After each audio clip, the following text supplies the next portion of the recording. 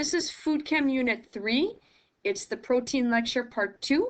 So I'd like to talk about cooking with high protein foods, and then I'd also like to talk about the nutritional contributions of proteins to the human body. So let's start with eggs. Eggs will lose carbon dioxide through their shell. This will cause the pH of the egg to move from neutral to basic. Water will actually move into the egg yolk as it is stored, which makes it hard to separate the two parts if the egg is older. Now, during the winter months, the price of eggs will usually increase because hens will lay fewer eggs in the winter. So the eggs will be put into cold storage, they'll be dipped in oil to reduce that carbon dioxide loss and kept cold. This will stabilize the pH and keep the freshness. But it costs money to do this. So that will raise the prices of the eggs, particularly during the winter months.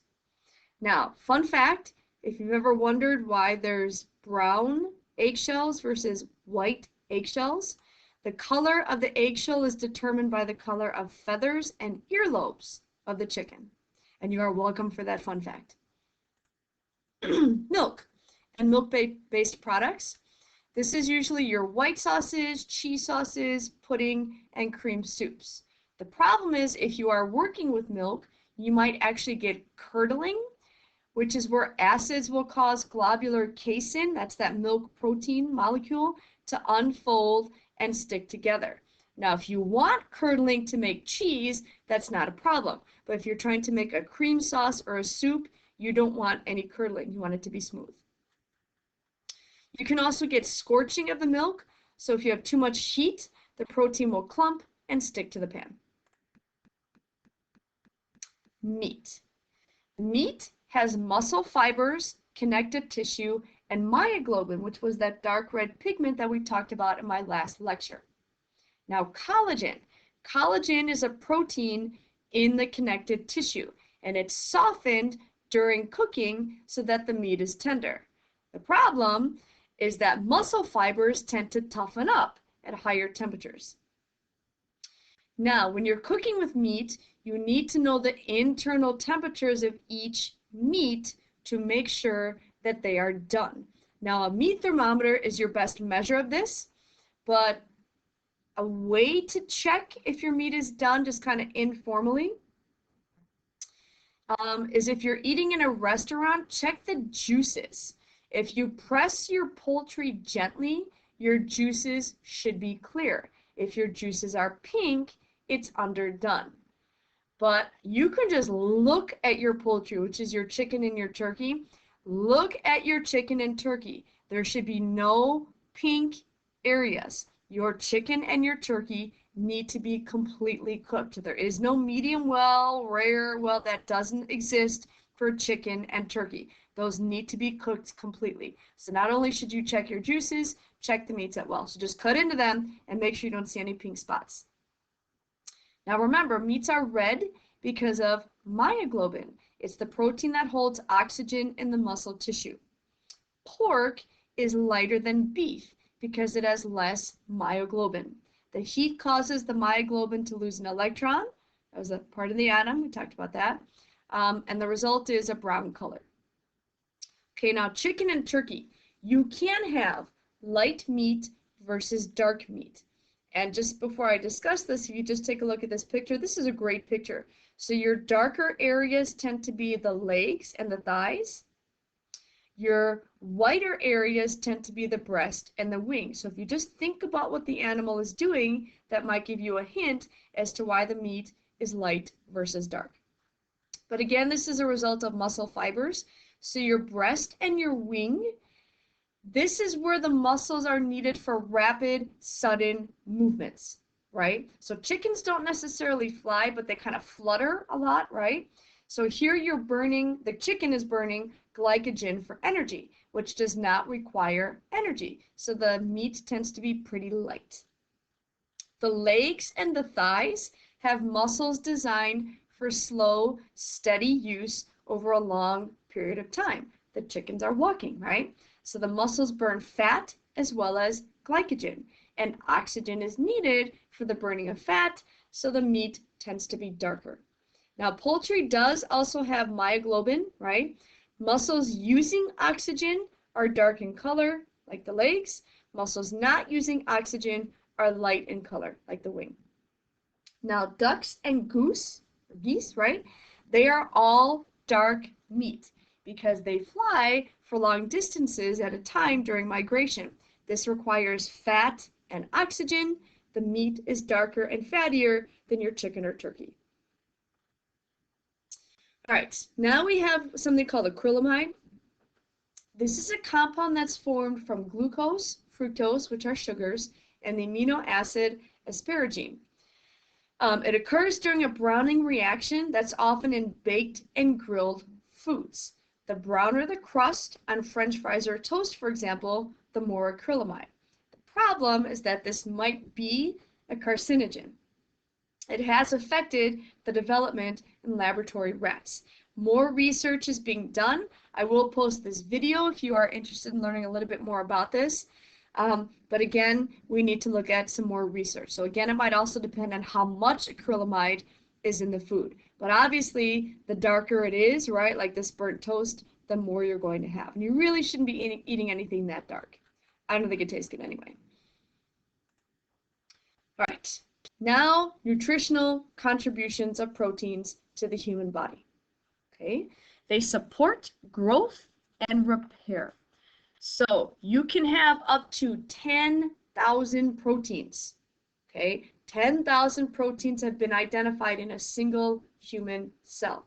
What are they used for? They make muscle fibers, connective tissue, cell walls, red and white blood cells. They're in hair, nails. They help your body deal with injuries or stress or fighting an infection. So for example, your intestinal cells are replaced every 3 days. Blood cells are replaced every 3 to 4 months. You need proteins to support these replacements. Proteins help fight disease. You have something called an antibody, or you have lots of antibodies, which are proteins that will attack foreign substances. So here's the antibody attacking foreign substances. Proteins maintain fluid and mineral balance. They control the movement of water and minerals in and out of the cell. And you need a balance of minerals for your nerves, for the brain, and for your muscles. So we did talk about this lipid bilayer, this phospholipid bilayer when we talked about lipids. You also have proteins in this bilayer that help move water and minerals in and out of the cell. Proteins maintain a pH balance. Your blood needs to have a pH between 7.4 and 7.6, pretty close to neutral. Proteins can release acids or bases if levels are too low.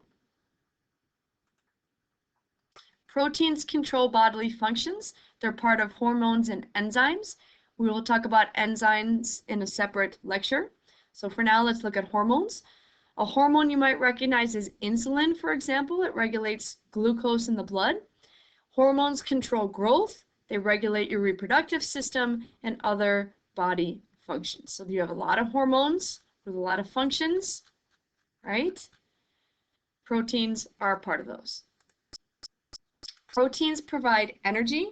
Now you need to be careful. The body does not store extra protein or turn it into muscle, unlike what bodybuilding supplements tend to advertise. When you eat more protein, the body turns it into energy. It actually becomes ammonia and ketones, and you need to flush those out of your system with water. That's your urine if the body has too much.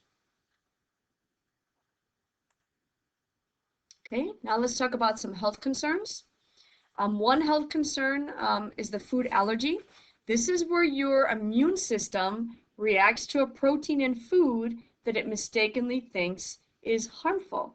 There's about 175 different food allergies that have been documented. Your symptoms occur either immediately or within 72 hours, and you know that that varies from person to person. So some symptoms include hives, itching, tingling, swelling, red and watery eyes, sinus drainage, edema, which is another type of swelling, swollen joints, vomiting, diarrhea, coughing, wheezing, dizziness, anaphylaxis, right? That's type of shock. Sorry. Or swelling that closes the air passages and suffocates the victim, right? As little as a fifth of a teaspoon of the allergen could cause death. Peanuts, tree nuts, dairy, soy, wheat, eggs, fish, shellfish are your most common allergies. Okay, but now a food sensitivity. This is an allergic-like response to non-protein substances like sodium nitrate or sodium nitrite, and we're going to talk about those in another unit. But you can react similarly to an allergy, so those do need to be taken seriously. So you could be sensitive to something other than a protein. So the protein would be the allergen, but a sensitivity is something that's not protein, and your body just reacts to it similar to like an allergic reaction. The food industry needs to accurately label its products for this reason, for your sensitivities and your allergies. And then equipment, particularly like in the food industry, should not be shared in the manufacturing process. Residues of allergens can be on those machines. And a lot of companies are really good right now about, especially if you go like in a Chipotle or Panera, they're real good about advertising what's in their foods and that their equipment is cleaned well.